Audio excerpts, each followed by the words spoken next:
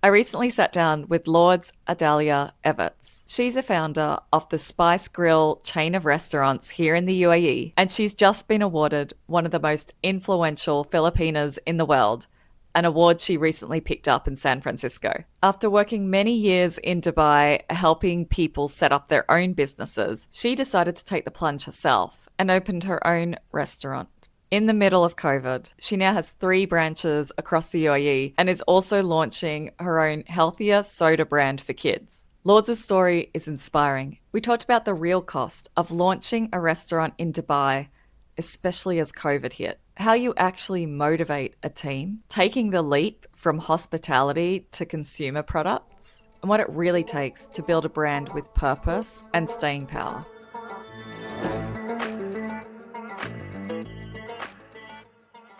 You've been living in the UAE for 18 years and you worked at a high level role setting up businesses. And then you quit that to start up your own restaurant. Yeah. That's a power move. What did you see in Dubai's market that made you confident that that would work? I've been, like what you said, I've been here for nearly 2 decades. And when I was in a corporate job, there will come a time wherein after I work for 10 years, I was keep telling myself, what's next? I will never gonna be the owner of the company. So if I don't make a big risk or make a bold step, I will never know whether I'll be successful or not. And that's the time when I decided, it took me 1 year before to quit my job because it's not easy. Financially, you have to make sure that you prepare everything. So 2020, I take the leap of faith. I quit my job and enter to set up a new business, which is a restaurant. And guess what? 2020, when everything are closing, we are opening because that was pandemic. Right. So this is really a test of resilience, whether most restaurants are closing down. There are 2 Filipina who opened a restaurant during the pandemic, and it was a 250 seating capacity. So it's not easy. Oh my gosh. Yeah. But, over the course of time, for almost 5 years, we have grown the business from 1 location to 3 locations.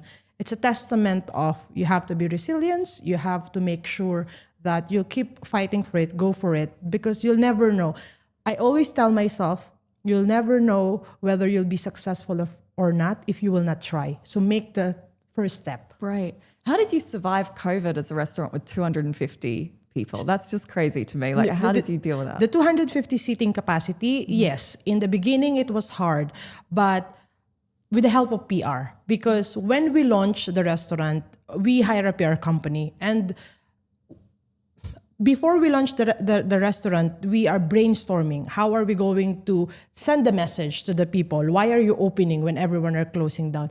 During one of the brainstorming, I said, did you know that most of the employees, the applicants that we are going to hire are the staff who lost their job during that pandemic? And they said, that's your story. So it's just one, Dubai 92, that's the one. They come to us, they interview us, and that simple article, it just spread all over to Gracia Middle East, Emirates Woman, all over. And I even gain friends from the media during that time. So I think it's about when you launch a business, you need to have a strong and powerful story. Right. That's where people, I want to have a business. I want to make money. No, that's not how it works. It has to be, what's your purpose? What's your story behind? Because people will relate if they can connect with you and your brand. Right. And reframing, I guess, the challenge is the story, right? Yeah. And yeah, that's incredible.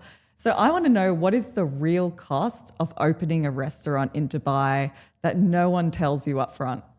Yes, no one will going to tell you because it depends on, for example, number one, there are a lot of things to be considered. For example, a coffee shop.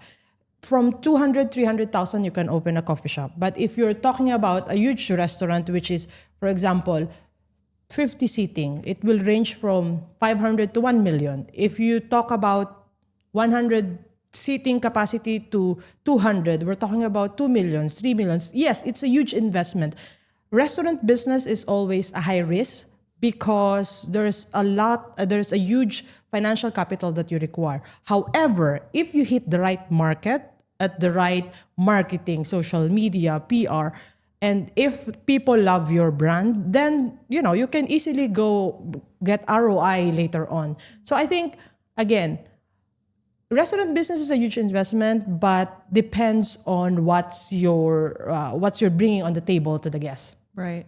So, what would be your advice to somebody that's looking to start up a restaurant here? Well, the thing is, that person needs to be financial ready. Either one, where is the source of your capital? Is it a lifetime savings? Are you willing to take that risk? Or two, are you getting an investor? But you have to bear in mind that if you're gonna get investor, you're gonna work for them. Because that's where, okay, you're so happy in the beginning, oh, I have investor, I'll pull out 1 million capital, for example. But the thing is, you really need to make sure that you're gonna deliver. Restaurant business is something that you really need to think twice as opposed to other business. For example, if you're setting up a business consultancy or marketing consultancy, it's a less capital because it's a service business. But in a restaurant business, it's risky, but it's doable. How do you find good people? Because service is so key in the restaurant industry, right? So how do you find good people for your restaurant? I've been an employee for 15 years, so I know how it feels to be an employee. I know what's the strategy that I need to do. Like one example that I would say is, if you go on a Google Ads and SEO, you need to pay a lot of money for your ranking or brand to be high on the internet. For me, there was a time wherein what I did, I told the team members, we have a competition of the best Google review. Whoever gets the highest Google review will get a cash reward. That moment, it's really our Google review goes up, above. Because I leverage the people, I leverage my team. Because why will I pay Google AdWords for this amount of money when I can get an organic from my team members? And you just need to motivate them and inspire them. Because in the end, it's a win-win for me. Google review in Google's or TripAdvisor is much stronger than your brand being on the top in Google search. Right. So I think it's about strategy. And I always believe I'm not the kind of business owner wherein I just go to the shop when it's end of the month. They need to see me. They need to see that, I'm the kind of business owner wherein I relate to them. I've been there. And we are in this together. It's a family. Absolutely. Because a valued team member will do well in their job if they see that they are being valued in the company. I love that. I love that you think of them as family and that you truly value what they bring to the table in your restaurant, and that makes all the difference. Yeah. Okay, so you've done hospitality. Now you're building a product, launching a kids' healthier soda brand, right? That's a big shift. What's been harder, running a restaurant or launching a consumer brand? Well, because I'm new in the consumer brand, that's where I still have a struggle. To tell you the story how it started, I was 18-year smoker, and 3 years ago, I made a decision to myself that I'm going to quit. When I quit smoking, I went into running. So I ran a marathon and also did a triathlon. When I was cycling in Al Qudra, I was like having a 2 hours ride. And then I told myself, I want to solve a problem, because that's how I do business. You have to think of a problem that you have a solution for it. And then I said, my youngest kid, Kyler, he loves soda. He loves soda. Like, if you go to the restaurant, he will ask for Coke Zero, Coke Light here and there. But there's so much caffeine on it. So I told myself, you know what? This is the problem that I want to solve, because I have 8 and 10 years old kids, and they like to be adult. They like to be like grown-ups. They want to have a seat on the adult table. That's how the kids are. And then I said, this is the problem that I want to solve. And I do a research, I do a survey, focus group discussion about, am I the only parent who have this issue? But surprisingly, it's not. There's a lot of parents who's looking for a healthier alternative. So the one that I'm building is a soda wherein no caffeine, no added sugar, and with vitamin blend. So if I'm a parent, then I'm okay to give this product as a healthier alternative. So I think the problem for me, what I'm facing is if I go to the factory and say, can you co-manufacture this? The minimum order quantity is too high because I'm not the big brands. I'm not a Pepsi or Coca-Cola. So I think that's the hurdle, because I'm still on an SME level. It's kind of difficult for me to get a co-manufacturer for this product. So yes, this is a bit harder than my 5 years experience from a restaurant business. But getting there, we Getting there, never stop. absolutely. I believe in you. So what's the bigger vision then? Like what is, like let's go 10, 15 years out. What is your bigger vision for this brand? To be an alternative, a healthier alternative in a kids beverage space. I believe that I want to really create a product, and my vision for this is to have something which is produced by a mom or thought about by a mom, and I got this idea from fitness, and I got the fitness because I quit a bad habit. So I want to replicate, like be inspired, be an inspiration to any woman out there, to any moms out there, to anyone who have a bad habit, that when you shift your mindset, you can create and do good things. And for the brand is to be a market leader in that kids beverage space.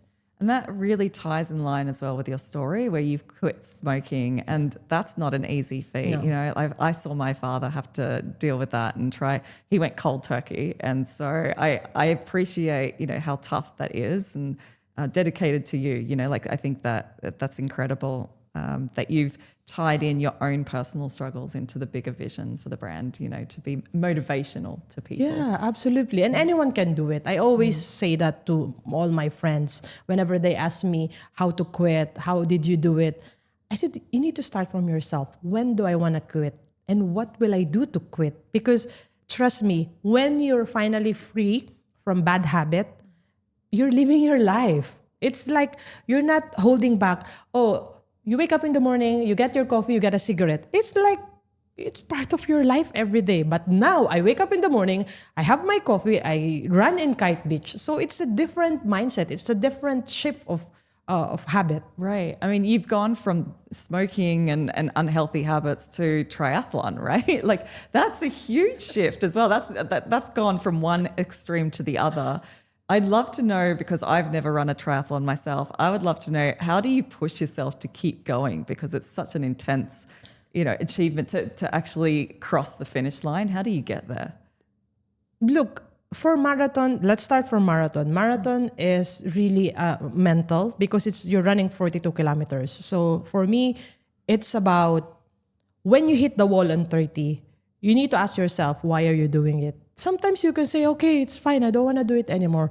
But it's about an achievement to yourself that no one else can give. And that's what people should remember, that no matter how good you are or no matter how successful you are, but a self-fulfillment is different.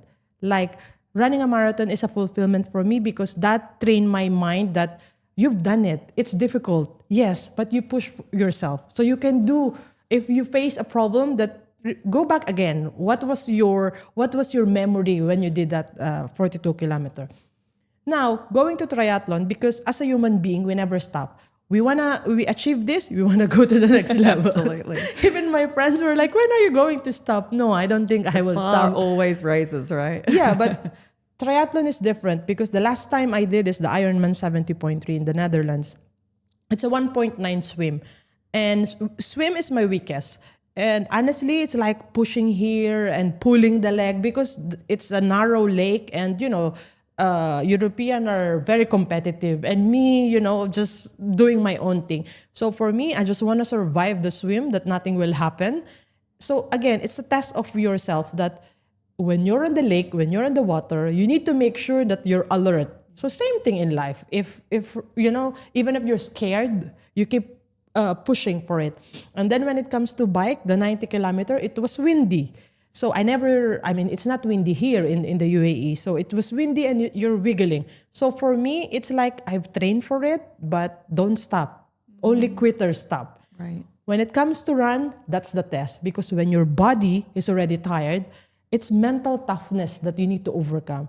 So after I completed this, the thing is, my kids are waiting for me in the finish line. My husband was there. So I think going back about what's your why, my why is to inspire my kids.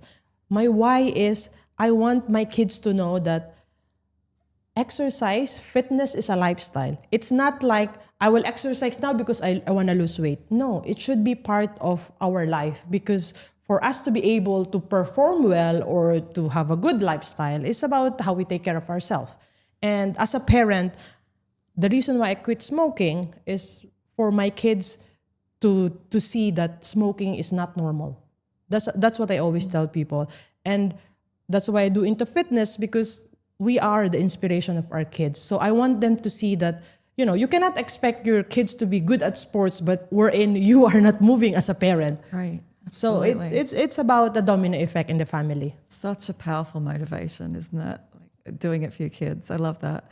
So, Crew is all about matching founders in Dubai with others that can benefit their business. So, if I was to make you one intro after this podcast, who would you want it to be and why? Okay.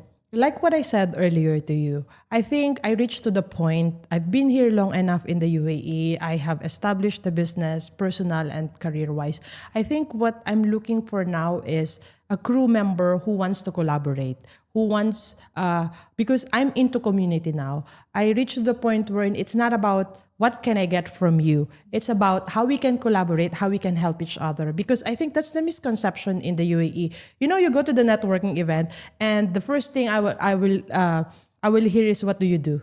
Which industry are you? I think before we start there, let's see about the personality of that person, regardless of the industry, how we can collaborate, how we can, jive to each other, how can our business collaborate. So the business will follow. That's my personal point of view now, because it's about community is so powerful, and that's where we should focus at. Absolutely. I'm big on that, as you know, with community. I want to dive deeper. When you say you'd love to collaborate, like, tell me, who is your ideal collaborator? Who are people that you would be open to collaborating with? Someone who's open for change. Oh, okay. So you're keeping it really broad. Yeah. Someone who's open for change. Someone also a moms for the new businesses I will do, and someone who wants to brainstorm about business, marketing, change on the lifestyle. I'm not a coach. I'm not a fitness coach or anything. But I think I'm looking into more on collaboration crew. Right. So someone that can see, whether it's your healthier soda brand or even your The restaurant Spice yeah. Grill, right?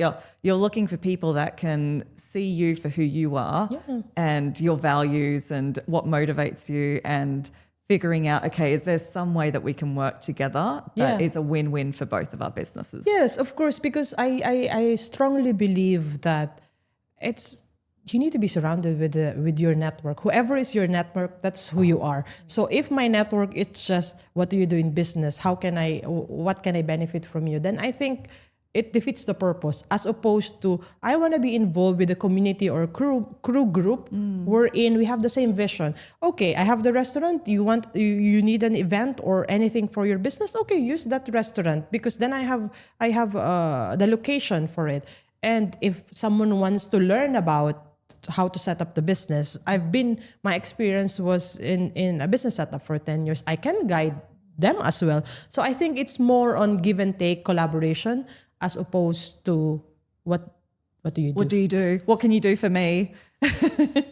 Absolutely. And I think that's something that I try to bring with Crew as well, right? Like, it's being more open-minded to the partnerships and collaborations that you can have between crew members, and just aligning on values is really important. So, I have a question for you then. Sure, go ahead. So for me, like, how can you, like, for example, if there's anyone out there who wants to be part of the crew, what's your basis to accept them? Great. Like, what's the qualification? Like, for example, a newbie or an aspiring entrepreneur. Right. So how can they be a member in the crew? Absolutely. So right now, Crew is in what I'm calling pilot phase, right? So we're 3 months in, and I've been really picky about the people that I've allowed in Crew. In terms of the criteria, I've really focused on, okay, if I'm going to bring a group of people together, they need to be able to relate to each other, right? They need to feel like, oh yeah, you're in the same situation or position that I'm in, and I feel like we can collaborate and partner together. So I've been really picky. I've rejected people based on this criteria. So not everybody automatically gets accepted into crew.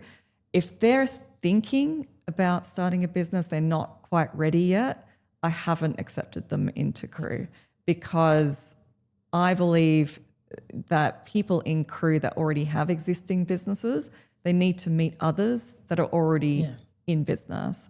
I have been open to connecting them in a different way. If they need a mentor, and they need somebody. Of course, I'm all about supporting people in business, and I'm happy to do that connection as an aside. But really, with crew, it's really important to me that the people that are in the crew understand each other. They're in business. They mean business. They're serious.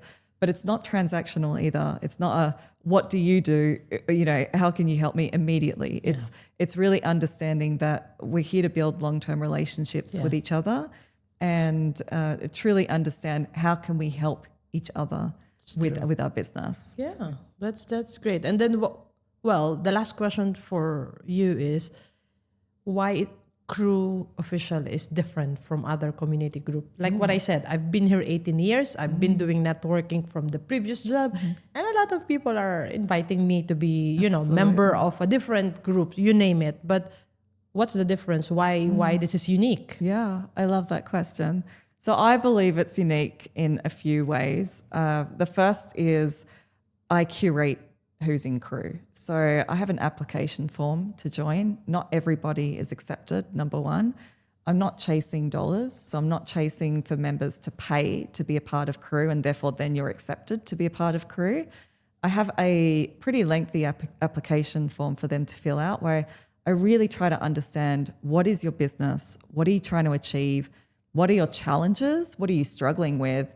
Who is your ideal match? When we talk about networking, a lot of it is just throwing people into a room and hoping that you meet the right people. Yeah. And with crew, I'm really trying to create a new way of intentional networking, where I'm matching people with each other based on what they need for their business and what I think could really help them move the needle for their business. So I feel like ROI on networking is not discussed enough, right? No, that's true. Because what you're saying is, instead of you, Lourdes, going to a networking event for 2 hours, if you're in a crew and I get the match perfectly or rightly, then I don't need to waste my time. Exactly. It's just a matter of attending one event and then I meet my match, or do a Zoom call or phone call before meeting. I think that's Exactly. It's a great USP. Thank you so much. Yeah, I mean, there's some really successful business people in crew as well, and I think we don't have the time necessarily to go to